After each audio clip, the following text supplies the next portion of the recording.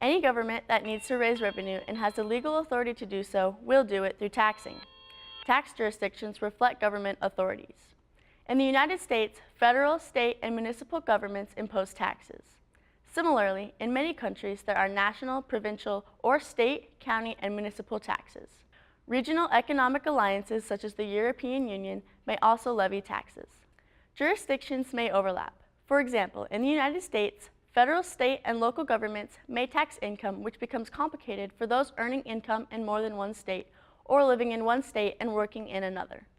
Governments tax income because it is a way to tax broadly based on the ability to pay. Most adults have an income from some source, even if it is a government distribution.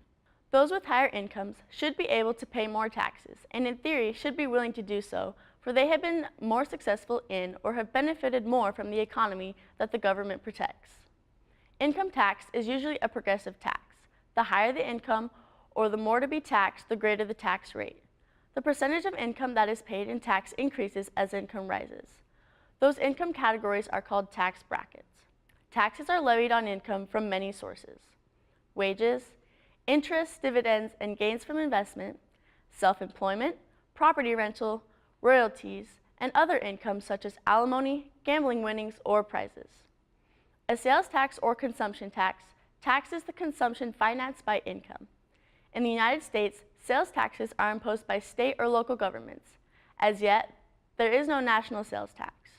Sales taxes are said to be more efficient and fair in that consumption reflects income. Excise taxes are taxes on specific consumption items such as alcohol, cigarettes, motor vehicles, fuel, or highway use. Property taxes are used by more local, state, municipal, provincial, and county governments and are most commonly imposed on real property, but also on personal assets such as vehicles and boats.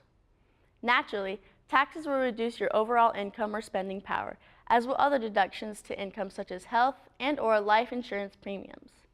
Gross income is the total wage or salary that an employer pays the employee before taxes and other deductions are taken out of their paycheck. Keep in mind, this is not the gross amount that the employee actually gets to take home.